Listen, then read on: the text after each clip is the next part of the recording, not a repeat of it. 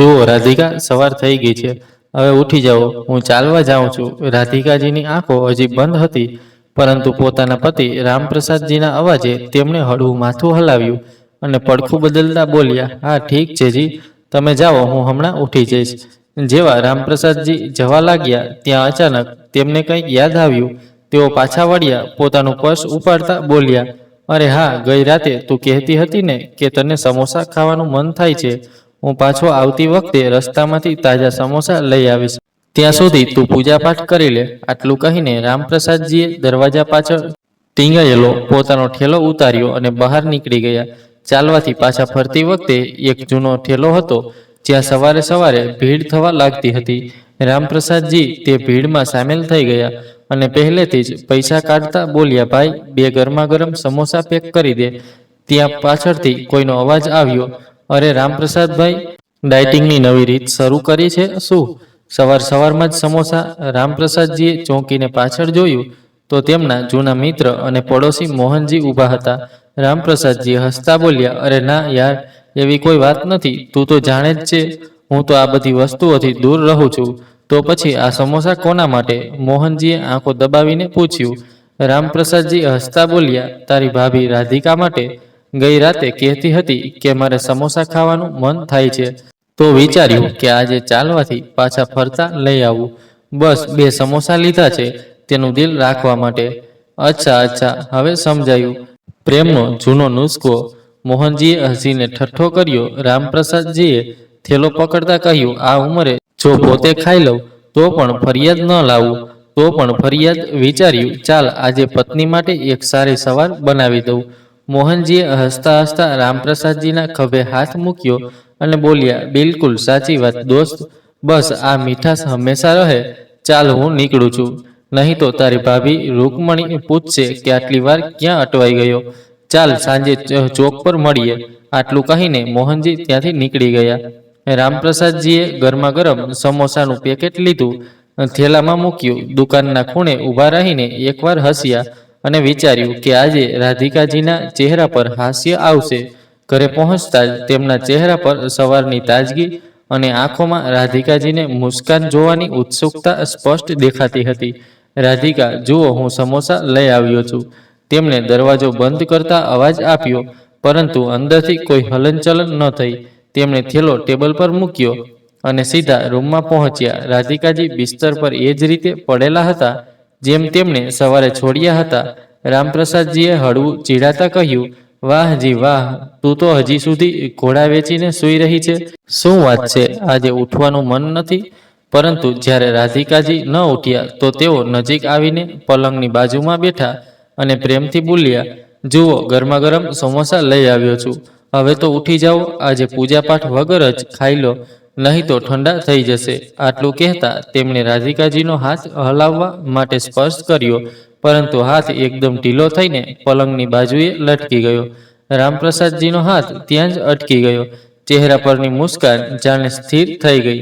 એક પળ માટે તેમણે વિચાર્યું, કદાચ રાધિકાજી મજાક કરી રહ્યા છે અથવા ગાઢ નિંદ્રામાં છે. રાધિકા, ઉઠો ને, જુઓ, સમોસા ઠંડા થઈ જશે. હવે તેમના અવાજમાં કંપન હતું. તેમણે રાધિકાજીનો ચહેરો પોતાની તરફ કર્યો. રાધિકા, મજાક ન કરો, હું સમોસા લાવ્યો છું. રામપ્રસાદજીની આંખોમાંથી આંસુ વહેવા લાગ્યા. તેમણે ફરી રાધિકાજીનો હાથ પકડ્યો, પરંતુ હવે તે હાથ ફક્ત એક નામ બની ગયો હતો. કામતા હાથે તેમણે આંસુ લૂછ્યા અને લડખડાતા પગલે દરવાજા સુધી પહોંચ્યા. ત્યાંથી ભારે અવાજે પોતાના દીકરાને બોલાવ્યો, સુનિલ, ઓ સુનિલ બેટા, જરા નીચે આવ, તારી માં નથી ઉઠતી. હવે શું થયું પપ્પા? સવાર સવારે શાંતિથી સૂવા પણ નથી દેતા. આટલું બધું બૂમો કેમ પાડો છો? રામપ્રસાદજીની આંખો દરવાજા પર ટકેલી હતી. કદાચ દીકરો દોડતો આવશે, પરંતુ ત્યાં ફક્ત અવાજ ગુંજ્યો. થોડી વારમાં સુનિલ સીડીઓ ઉતરતો આવ્યો. તેના ચહેરા પર ગભરાટ નહોતો, બલકે ચીડ સ્પષ્ટ દેખાતી હતી. તે સીધો દરવાજા પાસે આવીને અંદર ડોકિયું કર્યું. રાધિકાજી એમ જ ચૂપચાપ પડેલા હતા. રામપ્રસાદજીએ કામતા અવાજે કહ્યું, બેટા, તું ડોક્ટરને ફોન કરી દે. હવે કોઈ ફાયદો નથી પિતાજી, માં હવે આ દુનિયામાં નથી. માં મરી ગઈ છે. સુનિલના મોંએથી આ સાંભળીને રામપ્રસાદજીની આંખોમાંથી આંસુ ચૂપચાપ ચીસો પાડી રહ્યા હતા. રાધિકા, તું આમ કેવી રીતે ચાલી ગઈ? હવે હું તારા વિના કેવી રીતે જીવીશ? ત્યાં પાછળથી સુમન આવી, હાથમાં મોબાઈલ અને ગ્લાસમાં અડધી ચા. પોતાની સાસુ તરફ જોઈને તીખી હસી સાથે બોલી, શું થયું? હજી માજી નથી ઉઠ્યા? મરી ગયા શું? ચાલો સારું છે, હવે રોજ રોજની નાટકબાજી નહીં જોવી પડે. રામપ્રસાદજીની આંખો હવે રાધિકાજી પર નહોતી, પોતાની વાહુ પર હતી, પરંતુ તેમાં ચમક નહોતી, ફક્ત એક મૌન હતું જે હજાર સવાલોથી ભરેલું હતું. પોતાના પિતાને રડતા જોઈ સુનિલ બોલ્યો, પિતાજી, હવે આ રોવું ધોવું બંધ કરો, પડોશીઓને બોલાવો અને દાહ સંસ્કારની તૈયારી કરો. અને હા, જલ્દી કરો, બપોરે એક મહત્વની મીટિંગ છે. આ સાંભળીને રામપ્રસાદજીએ ધીમેથી કહ્યું, તારી માં છે આ, થોડું તો લિહાજ કર. તેમનો અવાજ કંપતો હતો, પરંતુ સુનિલના ચહેરા પર કોઈ ભાવ નહોતો. તે તીખા લહેકામાં બોલ્યો, હવે તમે ભાવનાત્મક નાટક શરૂ ન કરો. દરેકે એક દિવસ જવું પડે છે. માં ચાલી ગઈ તો તમારા રડવાથી શું તે પાછી આવશે? હવે વધુ ભાવુક બનવાની ઉંમર પણ નથી તમારી. રામપ્રસાદજીની આંખોમાંથી આંસુ ચૂપચાપ પડતા રહ્યા. તેમણે કોઈ જવાબ ન આપ્યો. ત્યાં સુમન પણ બોલી પડી, અને સાંભળો, અમારી પાસે કોઈ આશા ન રાખતા. મારી પાસે એમ પણ સમય નથી. આ દાહ સંસ્કાર, નહાવું ધોવું અને એક બાજુ બેસીને રડવાનું. મારે સાંજે પાર્લર જવું છે, પૂનમના લગ્ન છે, તો જલ્દી નિપટાવો આ બધું. રામપ્રસાદજી પોતાની પત્નીને જોતા રહ્યા, જેની સામે ઉંમરની દરેક ઋતુ વિતાવી હતી અને હવે તે ચૂપ પડી હતી. કદાચ આ ઉદાસીનતા જોવા નહોતી માંગતી. થોડી વારમાં પડોશની સ્ત્રીઓ આવી. એકે પૂછ્યું, ભાઈ સાહેબ, રાધિકાજીને શું થયું? રામપ્રસાદજીએ ધીમેથી કહ્યું, સવારથી નથી ઉઠ્યા, બસ સૂઈ જ રહ્યા. કોઈએ ધીમેથી તેમના ચહેરા પર સફેદ ચાદર ઓઢાડી દીધી. રામપ્રસાદજી આંસુઓ સાથે એક બાજુ ભૂત બનીને બેઠા હતા. થોડી વારમાં રાધિકાજીનો દાહ સંસ્કાર થઈ ગયો. ધીમે ધીમે ખામોશીથી દિવસો પસાર થવા લાગ્યા. રાધિકાજીને ગયે 8 દિવસ થઈ ગયા હતા. ઘરની ખામોશીઓ ધીમે ધીમે આદતમાં ઢળવા લાગી હતી. રામપ્રસાદજી આજે પણ રોજની જેમ ઉઠ્યા, પરંતુ આ વખતે તેમના હાથમાં ટુવાલ નહોતો, બલકે રાધિકાજીની તસવીર હતી. એ જ તસવીર જે 8 દિવસ પહેલા ચિતાના માથે રાખવામાં આવી હતી. તેમણે તે તસવીરને ધીમેથી ઉપાડી, એક વિચિત્ર ભીનાશ અને કંપતા હાથો સાથે ચૂપચાપ તેને પોતાના ઓશિકા પાસે રાખી દીધી. જાણે તેમની પત્ની હજી ત્યાં જ હોય, બસ બોલતી ન હોય. ત્યાં જ અચાનક યાદોનું એક વિખરાયેલું દ્રશ્ય તેમની સામે ઉભરી આવ્યું. રાધિકાજીનો તે ઠંડો હાથ, જેને તેમણે તે સવારે ઉઠાવવાનો પ્રયાસ કર્યો હતો. તે હાથ થોડો ભારે હતો અને નખ વાદળી જેવા હતા. જાણે કંઈક હતું ત્યાં. રામપ્રસાદજીની શ્વાસ અટકી ગઈ. એક પળ માટે તેમની નજર સ્થિર થઈ ગઈ. ચહેરા પર ગાઢ ઉલઝન હતી. શું ખરેખર નખ વાદળી હતા કે મારો જ ભ્રમ છે? તેમણે લાંબો શ્વાસ લીધો અને હળવેથી માથું નમાવ્યું. પછી મનમાં બોલ્યા, ના, આ બધું મારો વહેમ છે. 4 દિવસથી બરાબર ઊંઘ્યો નથી. કદાચ આ થાકે મનમાં આ બધું ભરી દીધું છે. તેમણે રાધિકાજીની તસવીર પલંગના માથે રાખી ધીમે ધીમે ઉઠ્યા અને રસોડામાં ગયા. ચૂલા પર પાણી મૂક્યું અને રાધિકાજીની જેમ જ 2 કપ ચા બનાવવા લાગ્યા. એક પોતાના માટે અને બીજો આદત રાધિકાજી માટે. જ્યારે ચા તૈયાર થઈ તો એક કપ તેમણે નજીકની ખાલી ખુરશી પર મૂકી દીધો. થોડીવાર ત્યાં બેસીને ચૂપચાપ ચા પીતા રહ્યા. કોઈ શબ્દ નહીં, કોઈ ફરિયાદ નહીં, ફક્ત એક ખામોશી જે રાધિકાજી વિના પણ જીવવું જરૂરી બની ગઈ હતી. રાધિકાજીના જવા પછી રામપ્રસાદજી દરેક દિવસે વધુને વધુ ચૂપ થતા જતા હતા. રસોડામાં ચા બનાવવી, અખબાર વાંચવા, સામેની ખુરશી તરફ જોવું, બોલતા બોલતા જાતે જ રોકાઈ જવું, આ બધું તેમની દિનચર્યાનો હિસ્સો બની ગયું હતું. પરંતુ તેમની આ ચૂપકીને ઘરમાં કોઈએ સમજવાનો પ્રયાસ ન કર્યો. એક સાંજે રામપ્રસાદજીને તીવ્ર ભૂખ લાગી. તેમણે રસોડામાં જઈને દાળ ચઢાવી દીધી. ત્યાં જ પાછળથી સુમનનો તીખો અવાજ ગુંજી ઉઠ્યો, પિતાજી, તમને થોડી વાર પણ ધીરજ નથી હોતી? આટલી શું ભૂખ લાગી ગઈ હતી કે રસોડામાં જાતે જ ઘૂસી ગયા? લોકો તો મને જ સંભળાવશે કે જુઓ, વહુ પોતાના સાસરાને ખાવાનું પણ નથી આપતી. પણ કોને ખબર કે મારા સસરા એટલા ચટોરા છે કે દરેક વખતે કંઈક ને કંઈક ખાવાનું જોઈએ. તેમની ભૂખ તો જાણે ક્યારેય ખતમ જ નથી થતી. રામપ્રસાદજીના હાથ ત્યાં જ અટકી ગયા. એક પળ માટે તેમનો ચહેરો સખત થયો, પરંતુ પછી આંખો નમી ગઈ. ગુસ્સો તો ઘણો આવ્યો, પરંતુ તેઓ પોતાની વહુને મોં નહોતા લગાડવા માંગતા. તેમને ખબર હતી કે સુમન એવી સ્ત્રી છે જે નાની વાતમાં આખા ઘરનું વાતાવરણ બગાડી દે છે. તે દિવસે રામપ્રસાદજીએ સવારથી કંઈ ખાધું નહોતું. રાધિકાજી ગયા પછી તેમની ભૂખ જાણે ખતમ થઈ ગઈ હતી. તેઓ ચૂપચાપ દાળમાં ઝીણું લગાવવા જતા હતા. ત્યાં પાછળથી સુનિલનો અવાજ આવ્યો. શું થયું? કેમ બૂમો પાડો છો? સુમન એક પળ પણ ન રોકાઈ. પલટીને તીખા લહેકામાં બોલી, શું થયું? તમારી આંખોથી જુઓ. તમારા પિતાજી રસોડામાં ઘૂસીને પોતાના માટે દાળ ચોખા બનાવી રહ્યા છે. આખું રસોડું જુઓ, દાળ વેરવિખેર પડી છે. સુનિલે પોતાના પિતા તરફ જોયું અને ગુસ્સામાં બોલ્યો, પિતાજી, આટલી શું ભૂખ લાગી ગઈ હતી કે થોડી ધીરજ પણ ન રાખી શક્યા? રામપ્રસાદજીએ કોઈ જવાબ ન આપ્યો અને ચૂપચાપ રસોડામાંથી નીકળીને પોતાના રૂમ તરફ ચાલી ગયા. પાછળથી સુમનનો અવાજ વધુ તીખો થયો, આ બધું હવે નહીં ચાલે. સુનિલ, રોજની નાટકબાજી. જો ઘરમાં આવું જ તમાશો ચાલશે તો સુનિલે તેને તરત રોકી. બસ સુમન, હવે ચૂપ થઈ જા. પછી હળવા ઈશારામાં કહ્યું, ઉપર જા, હમણાં નહીં. સુમન થોડી આશ્ચર્યથી તેની તરફ જોવા લાગી, પરંતુ સુનિલનો ચહેરો સખત હતો. તે બિન બોલે સીડીઓ ચડી ગઈ. રામપ્રસાદજીના રૂમનો દરવાજો બંધ થઈ ગયો હતો. તેઓ કોઈના પણ સવાલોનો જવાબ આપવો જરૂરી નહોતા સમજતા. બહાર સુનિલની આંખો થોડીવાર દરવાજા તરફ ટકી રહી, જાણે કંઈક વિચારતો હોય. તે રાતે રામપ્રસાદજીએ કંઈ ખાધું નહીં, ચૂપચાપ જઈને સૂઈ ગયા. રાતે તેમને ઊંઘ ન આવી. અંદર ક્યાંક બેચેની હતી, ગળું સુકાઈ રહ્યું હતું. તેઓ ધીમે ઉઠ્યા અને પાણી લેવા રસોડામાં જઈ રહ્યા હતા કે અચાનક એક અવાજ તેમના કાને પડ્યો. તેઓ ત્યાં જ અટકી ગયા. અવાજ સુનિલના રૂમમાંથી આવતો હતો. રામપ્રસાદજી આશ્ચર્યમાં હતા કે આટલી રાતે સુનિલ અને સુમન હજી જાગે છે શા માટે. તેઓ આ વિચારતા હતા ત્યાં સુનિલનો ધીમો પણ સ્પષ્ટ અવાજ આવ્યો, જેનાથી તેમનું આખું અસ્તિત્વ થંભી ગયું. તું નિશ્ચિત રહે સુમન, હવે કોઈ આપણને કંઈ નહીં કહે. જે થવાનું હતું તે થઈ ગયું. હવે પિતાજી પણ કંઈ નહીં કરી શકે. રામપ્રસાદજીની શ્વાસ એક પળ માટે અટકી ગઈ. તેઓ દરવાજા પાછળ છુપાઈને દરેક શબ્દ પકડવાનો પ્રયાસ કરી રહ્યા હતા, પરંતુ આગળનો શબ્દ જે તેમના કાને અથડાયો તેણે તેમના પગ નીચેથી જમીન ખસેડી દીધી. તેમની રાધિકા, જેને તેમણે પોતાના હાથે વિદાય કરી હતી, તે ખરેખર સૂઈ નહોતી. રાધિકાજીને તેમના જ દીકરા દ્વારા સુવડાવી દેવામાં આવી હતી, જેની એક મુસ્કાન માટે રાધિકાજી આખી દુનિયા સામે લડી લેતા હતા. હવે રૂમની અંદર હાસ્ય ગુંજી રહ્યું હતું અને બહાર એક પિતાનો આત્મા ચૂરચૂર થઈ રહ્યો હતો. બિન અવાજે, બિન આંસુએ કોઈક રીતે પોતાને સંભાળતા રામપ્રસાદજી ધીમે ધીમે પોતાના રૂમમાં ગયા. રૂમમાં પહોંચતા જ દરવાજો અંદરથી બંધ કર્યો અને દિવાલ પર ટીંગાયેલી રાધિકાજીની તસવીર તરફ એકટેક જોતા બોલ્યા, શા માટે હું તે દિવસે ન ઓળખી શક્યો? તારા પર શું વીતી હશે?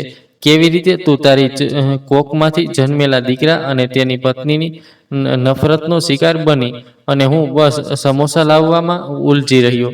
આ શબ્દો તેમના હોઠ પરથી નહીં, આત્મામાંથી નીકળી રહ્યા હતા. તેઓ ત્યાં જ બેસીને ફૂટી ફૂટીને રડવા લાગ્યા, પરંતુ તે આંસુ ફક્ત દર્દના નહોતા, બલકે એક નિર્ણયના હતા. આંસુ લૂછતા રામપ્રસાદજીએ ઊંડો શ્વાસ લીધો અને મનમાં બોલ્યા, હવે હું ચૂપ નહીં રહું. રાધિકા, હવે હું એ કરીશ જે કદાચ આ દુનિયામાં કોઈ પિતાએ ક્યારેય નહીં કર્યું હોય. આટલું કહીને તેઓ ઊભા થયા અને સીધા અલમારી તરફ આગળ વધ્યા. જેવી અલમારી ખોલી, તેમની આંખોમાંથી આંસુ ગાયબ થઈ ગયા. ત્યાં હવે ફક્ત એક આગ અને એક નિર્ણય હતો, જે ફક્ત રામપ્રસાદજીએ નહીં, એક તૂટેલા પતિએ લીધો હતો. પોતાની પત્ની માટે તેમણે ધીમેથી અલમારીમાં રાખેલી એક જૂની ફાઇલ કાઢી, જેમાં કેટલાક દસ્તાવેજ હતા. તેઓ ધીમે ધીમે દરવાજા સુધી પહોંચ્યા અને ચૂપચાપ અંધારી રાતમાં એકલા નીકળી પડ્યા. એ રસ્તે જ્યાં ફક્ત એક જ સવાલ હતો, જેનો જવાબ હવે તેમણે આ દુનિયામાંથી નહીં, પોતાની જાત પાસેથી લેવાનો હતો. બીજે દિવસે સવાર થઈ તો સુમન ધીમે ઉઠી અને આદત મુજબ પોતાના સસરાજીના રૂમ તરફ ડોકિયું કર્યું, પરંતુ જેવું અંદર જોયું તેનો ચહેરો ખીલી ઉઠ્યો. રૂમ ખાલી હતો. ઓછીકું સીધું રાખેલું હતું. ચાદર ગોઠવેલી હતી અને તે કાપડનો થેલો પણ નહોતો. તેના હોઠ પર એક કપટી મુસ્કાન આવી, જાણે કોઈ જૂના બોજથી અચાનક મુક્તિ મળી ગઈ હોય. તે ઝડપથી પોતાના રૂમમાં ગઈ અને સુનિલની ચાદર ખેંચતા બોલી, સાંભળ, આજનો દિવસ બહુ સારો છે. સુનિલે પડખું બદલતા ચીડ સાથે કહ્યું, અરે હવે શું થયું? સવારે સવારે થોડું સુવા દે. આખી રાત ઊંઘ નથી આવી. સુમને ઠંડો શ્વાસ લઈને આંખો ફેરવી અને બોલી, પહેલા મને એક જોરથી ચીંટી માર, ક્યાંક હું સપનું તો નથી જોતી ને? સુનિલ ગુસ્સામાં બોલ્યો, તું સીધી વાત કેમ નથી કરતી? દિમાગ કેમ ખરાબ કરે છે? સુમન જોરથી હસી અને બોલી, જે હું કહેવા જાઉં છું એ સાંભળીને તું પણ ખુશીથી પાગલ થઈ જઈશ. તારો એ બુઢો બાપ ઘર છોડીને ચાલ્યો ગયો છે. સુનિલ ઝટકા સાથે ઊભો થઈ ગયો. શું શું બકવાસ કરે છે? આમ કેવી રીતે ચાલ્યો જશે? અહીં ક્યાંક ગયો હશે, હમણાં આવી જશે. સુમને માથું હલાવ્યું. ના, હું તેમના રૂમમાં જઈને આવી. તેમના કપડાં થેલો કંઈ જ અહીં નથી. લાગે છે આ વખતે પાકું ચાલ્યા ગયા. હવે આપણા સારા દિવસો શરૂ થઈ ગયા. સુનિલ, આ ઘર હવે આપણું છે. હું આની માલકીન અને તું આનો માલિક. સુમને ચપટી લેતા કહ્યું. સુનિલની આંખોમાં એક વિચિત્ર ચમક આવી, પરંતુ તેમાં ખુશી કે રાહત નહોતી. તે ચૂપ હતો, પરંતુ સુમન હવે આખા ઘરમાં ફરી ફરીને હસતી હતી. હવે જો આ જૂનો પલંગ પણ નીકળી નાખીશ અને રસોડાની ટાઇલ્સ બદલાવીશ. વર્ષોથી આ ઘરમાં જે ગંધ હતી તે હવે દૂર થશે. સુનિલ હજી ચૂપચાપ ઊભો હતો, કારણ કે તેને હજી યકીન નહોતું આવતું કે તેના પિતા આમ ક્યાંક ચાલ્યા જશે. તે મનમાં વિચારવા લાગ્યો, ક્યાંક કંઈક ખબર તો નથી પડી ગઈ ને? તેની આંગળીઓ અજાણતા ઓશિકાની કોરને મસળી રહી હતી, જાણે મનમાં કોઈ ડરવાની વિચારધારા ઉભરાઈ રહી હોય. પરંતુ સુમનને હવે આ બધી વાતોથી કોઈ ફરક નહોતો પડતો. તેનો અવાજ આખા ઘરમાં ગૂંજી રહ્યો હતો. હવે ન કોઈ ટોકાટાકી, ન કોઈ નજર. આ ઘર હવે આપણું છે અને હવે આપણે બધું આપણી મરજીથી કરીશું.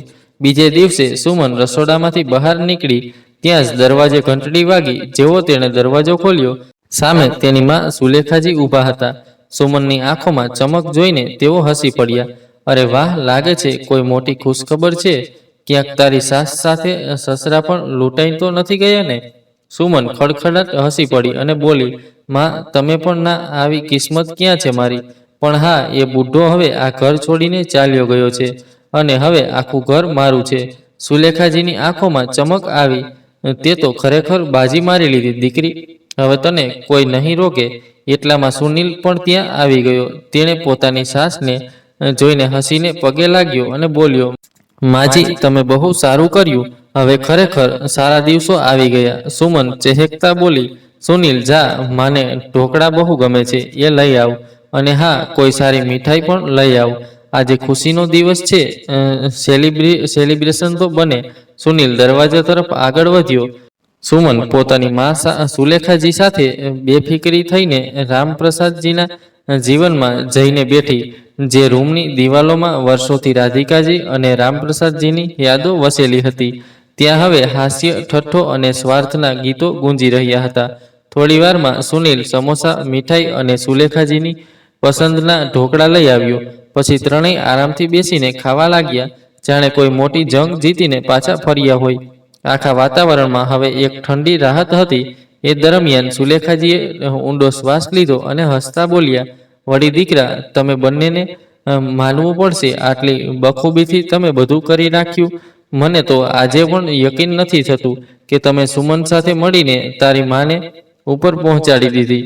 રૂમમાં એક પળ માટે વિચિત્ર ખામોશી છવાઈ ગઈ. પછી સુમન ખડખડાટ હસી અને બોલી, શંકા કેવી રીતે થશે માં? આખરે પ્લાનિંગ તો તમારું હતું અને એટલું પરફેક્ટ કે બધું જાણે રિહર્સલ પ્રમાણે જ થયું. સુલેખાજીએ સ્નેહભરી ચાલાક મુસ્કાન સાથે સુમનની પીઠ થપથપાવી અને બોલ્યા, દીકરી, તારા માટે તો હું કંઈ પણ કરી શકું. તું જ તો મારી અસલી તાકાત છે. બાકી બધું તો બસ મોહમાયા છે. સુમનની આંખોમાં ઘમંડ તરવા લાગ્યું, પરંતુ પછી થોડી ગંભીર થતા બોલી, માં, પણ તે દિવસે અમે બંને ખરેખર ડરી ગયા હતા. જેવી હું તેમને ઇન્જેક્શન આપવા ગઈ, અચાનક મારી સાસુની આંખો ખુલી ગઈ. તે ચીસ પાડવાની હતી, પણ સુનિલે ઝડપથી તેમનું મોં બંધ કરી દીધું. સુલેખાજીની ચોંકી, શું? પછી શું થયું? આ વખતે સુનિલ બોલ્યો, તે વખતે સૌથી મોટો ડર એ હતો કે બધું થઈ ગયું. એટલામાં બહારથી એ બુઢાનો અવાજ આવ્યો. તે મોર્નિંગ વોકથી પાછો આવી ગયો હતો અને ઉતાવળમાં એ ઇન્જેક્શન મારા હાથમાંથી છૂટીને પલંગ નીચે પડી ગયું. એ જ વાત અમને ખાઈ જતી હતી. સુમને હસતા હસતા વાત પૂરી કરી, પણ જેવો એ બુઢો ઘર છોડીને ગયો, અમે ચેનનો શ્વાસ લીધો અને એ શીશી પણ અમને મળી ગઈ. સુલેખાજીએ હસતા હસતા તાળી પાડી. ચાલો, કહેવાય છે ને, અંત ભલો તો બધું ભલું. બીજી તરફ રામપ્રસાદજીએ હવે એ બધું કરી નાખ્યું હતું જેની તેમના દીકરા વહુએ કલ્પના પણ નહોતી કરી. જે ઘરને તેઓએ લૂંટી લીધું હતું, જે માને તેઓએ મારી નાખી અને જે પિતાને તેઓએ ફક્ત બોજ સમજ્યો, એ પિતાએ હવે એ બોજની રાખમાંથી એક ચૂપચાપ તોફાન ઊભું કરી દીધું હતું. કહેવાય છે ને, જેમણે બધું ગુમાવી દીધું હોય તેમની પાસે ગુમાવવા માટે કંઈ બચતું નથી, પણ કરવા માટે ઘણું બધું હોય છે. રામપ્રસાદજીના થેલામાં ફક્ત દસ્તાવેજો નહોતા, બલકે તેમના આત્માની આગ પણ હતી. તેમની સામેના ટેબલની બીજી બાજુ વકીલ શ્રીમાન વર્મા બેઠા હતા, જેમની કલમ હવે કદાચ ન્યાયની એક દસ્તાન લખવા જઈ રહી હતી. વકીલે ધીમેથી દસ્તાવેજો ઉપાડ્યા, ચશ્મા ઠીક કર્યા અને પાના ફેરવતા બોલ્યા, રામપ્રસાદજી, તમે નિશ્ચિત છો ને કે તમે તમારી આખી સંપત્તિ એ ટ્રસ્ટના નામે કરવા માંગો છો, જે વૃદ્ધો માટે કામ કરે છે, અને આ ઘર પણ તમારા દીકરા અને કે વહુનો કોઈ હક નહીં રહે? રામપ્રસાદજીએ ઊંડો શ્વાસ લીધો, નજર નીચી કરી અને બોલ્યા, હા, હવે મારી દુનિયામાં મારી રાધિકા નથી, અને દીકરો તો એ જ દિવસે મરી ગયો હતો, જે દિવસે મારી રાધિકાને મારી પાસેથી છીનવી લીધી. તેમણે ફાઇલ તરફ ઈશારો કરીને કહ્યું, બસ એટલું કરી દો કે મારા પછી આ ઘર એ નિરાધાર વૃદ્ધોનું થાય, જેમને તેમના બાળકો ઘરમાંથી કાઢી મૂકે છે, અને મારી જેમ તેઓ પણ એકલા ન રોવે. વકીલે દસ્તાવેજોની એક જાડી ફાઇલ રામપ્રસાદજીની સામે મૂકી અને પાના ફેરવતા બોલ્યા, જેવું તમે કહ્યું હતું રામપ્રસાદજી, મેં બધા કાગળો તૈયાર કરી દીધા છે. બસ બધા કાગળો પર તમારી સહી જોઈએ. તે પછી આ સંપત્તિ પર તમારા દીકરા અને વહુનો કોઈ હક નહીં રહે, ન ઘર પર, ન બેંક ખાતા પર, ન જાયદાદ પર. રામપ્રસાદજીએ કાંપતા હાથે કલમ ઉપાડી અને દસ્તાવેજો પર સહી કરી દીધી. દરેક સહી સાથે તેઓ રાધિકાજી માટે ન્યાય, પોતાના અપમાનનો જવાબ અને તૂટેલા ભરોસાની કિંમત ચૂકવી રહ્યા હતા. સહી પૂર્ણ થતાં વકીલે માથું હલાવ્યું અને બોલ્યા, હવે આ ઘર, આ નામ અને આ સન્માન એમને મળશે જેઓ ખરેખર તેના હકદાર છે. ફાઇલ લઈને રામપ્રસાદજીએ તેને થેલામાં સંભાળીને રાખી અને ધીમા પગલે ઓફિસની બહાર નીકળી આવ્યા. દરવાજામાંથી નીકળતા જ તેમણે ખિસ્સામાં હાથ નાખ્યો, જૂનો મોબાઈલ કાઢ્યો, ઊંડો શ્વાસ લીધો અને એ જ જૂનો નંબર ડાયલ કર્યો, ઇન્સ્પેક્ટર રોહિતનો. ફોનની બીજી તરફ કોલ લાગતા જ રામપ્રસાદજીએ સીધો જવાબ આપ્યો, હા રોહિત સાહેબ, બધા કાગળો તૈયાર છે, જેની મેં વાત કરી હતી. તેના એક એક પુરાવા મારી પાસે છે. ફોનની બીજી તરફથી ઇન્સ્પેક્ટર રોહિતનો અવાજ આવ્યો, તમે નિશ્ચિત રહો, જી, પોલીસ સમયસર પહોંચી જશે. હવે એ બંને નહીં બચે. જે તમે કહ્યું તેનો હિસાબ હવે કાયદો લેશે. બસ તમે ઘરે પાછા જાઓ અને આગળનું કામ અમારા પર છોડી દો. રામપ્રસાદજીએ ફોન કાપ્યો, ઊંડો શ્વાસ લીધો અને આકાશ તરફ જોયું. રાધિકા, તું જો, તારા હત્યારાઓ ચેનથી નહીં જીવી શકે. તેમના ચહેરા પર હવે આંસુ નહોતા, બસ એક ચૂપ્પી હતી જેમાં તોફાન ચાલી રહ્યું હતું. ત્યાં ઘરની અંદર હજી પણ જશ્નનો માહોલ હતો, પરંતુ આ કોઈ તહેવાર નહીં, બલકે લોભ અને જીતના નશાનો જશ્ન હતો. સુમન પોતાની સાસ રાધિકાજીની અલમારી સામે બેઠી હતી, એક એક ઘરેણું કાઢીને પોતાના પર પહેરીને જોતી હતી. માં, જુઓ ને, આ હાર મારા પર કેટલો જચે છે. તેણે અરીસામાં પોતાને નિહાળતા કહ્યું, હવે તો હું ખરેખર આ ઘરની રાણી લાગુ છું. સુલેખાજીએ ચપટી લેતા કહ્યું, રાણી નહીં, મહારાણી. અને તારો સુનિલ પણ કોઈ રાજાથી ઓછો નથી. રૂમમાં હાસ્યની ગુંજી ફેલાઈ, પરંતુ ત્યાં જ જાણે સમય થંભી ગયો હોય. મુખ્ય દરવાજા પર રામપ્રસાદજી ઊભા હતા. તેમના ચહેરા પર થાક નહોતો, એક ખડક જેવી કઠોરતા હતી. સુમનની આંખો ફાટી રહી. સુનિલની કરોડમાં ઠંડી લહેર દોડી ગઈ.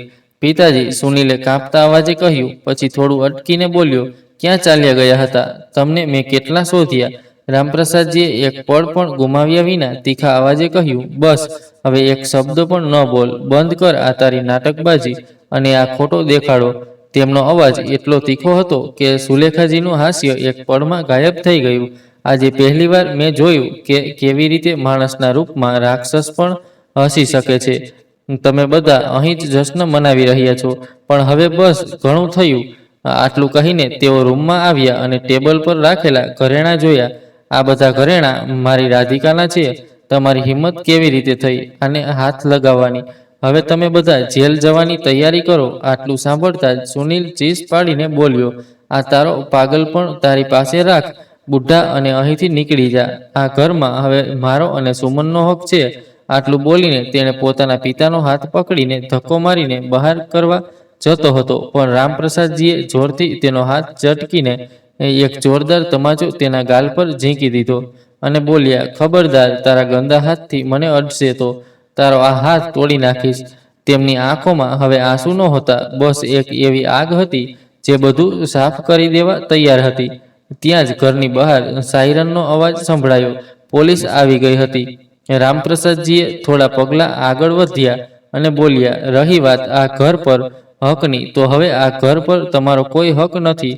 રૂમમાં સન્નાટો છવાઈ ગયો. મેં મારી આખી જિંદગીની કમાણી, મારી મહેનત, મારી રાધિકાની યાદોની સજેલા આ ઘરને મેં એ ટ્રસ્ટના નામે કરી દીધું છે, જ્યાં કોઈ મા બાપ પોતાના દીકરાથી આવો દગો નહીં ખાય. અને હા, મારી રાધિકાની હત્યા, જેને તમે બંનેએ નેચરલ ડેથ કહીને દબાવી દીધી, તેના પુરાવા મારી પાસે છે, જેમાં તમે ત્રણેયની એ વાતો છે જે તમે હસતા હસતા કરી રહ્યા હતા. આટલું કહીને તેમણે ખિસ્સામાંથી એક નાનો કેમેરો કાઢ્યો. આ જ એ સાક્ષી છે જેમાં બધું સાફ સાફ દેખાય છે. આટલું કહીને તેઓ દરવાજા તરફ વળ્યા, જ્યાં ઇન્સ્પેક્ટર રોહિત પહેલેથી જ ઊભા હતા. હવે ન્યાય બોલશે અને તમે બંને ફક્ત સાંભળશો. ઇન્સ્પેક્ટર રોહિતે રામપ્રસાદજી તરફ જોયું અને પગલાં આગળ વધાર્યા. તેમની પાછળ બે કોન્સ્ટેબલ હતા. એકના હાથમાં કેમેરો હતો અને બીજાના હાથમાં ધરપકડનું વોરંટ. સુમન અને સુલેખાજીની આંખો ફાટી રહી ગઈ. સુલેખાજીનું હાસ્ય, જે થોડી પળો પહેલા રૂમમાં ગૂંજતું હતું, હવે તેમનો ચહેરો સફેદ પડી ગયો હતો. ઇન્સ્પેક્ટર, આ શું મજાક છે? સુનિલે ગભરાતા કહ્યું, પરંતુ તેના શબ્દો હજી કાંપતા હતા. ઇન્સ્પેક્ટર રોહિતે તેની તરફ જોઈને કહ્યું, મજાક તો ત્યારે હતી જ્યારે તમે બધા મળીને એક માની સાંસો છીનવી રહ્યા હતા. હવે આ ન્યાય છે? સુમને ઘરેણાથી ભરેલા હાથ પાછળ કરી લીધા. તેનો ચહેરો હવે ડર અને ગ્લાનિથી થરથરતો હતો. સુલેખાજીએ જેવા પગલાં પાછળ હટાવ્યા, એક કોન્સ્ટેબલે આગળ વધીને તેમના હાથમાં હાથકડી લગાવી દીધી. સુમન જાણે જમીન પર ઢળી પડી. તેનું હાસ્ય હવે એક બેચેનીમાં બદલાઈ ગયું હતું. ના, આ જૂઠું છે, અમે કંઈ નથી કર્યું. સુનિલ જમીન પર બેસી ગયો. હવે તેના ચહેરા પર ન તો કોઈ ઘમંડ હતું, ન તો પોતાના પિતા તરફ જોવાની હિંમત, કારણ કે તે જાણતો હતો કે હવે કોઈ બચાવ નથી. પોલીસ તેમને લઈ ગઈ. રામપ્રસાદજી થોડીવાર ત્યાં જ ઊભા રહ્યા, જ્યાં રાધિકાજી બેસતા હતા, હસતા હતા. તેમણે ધીમેથી રાધિકાજીની તસવીર કાઢી અને બોલ્યા, જોયું રાધિકા, તારા રામપ્રસાદે હાર નથી માની. તારા માટે તારા નામની એ ઇજ્જત બચાવી લાવ્યો છું, જે આ 4 દિવાલો કરતાં ઘણી મોટી છે. હવે રામપ્રસાદજીના ચહેરા પર એક સુકૂન હતું કે તેમની રાધિકાને ન્યાય મળી ગયો હતો. તો મિત્રો, તમને આ વાર્તા કેવી લાગી? કોમેન્ટ કરીને અમને જણાવો.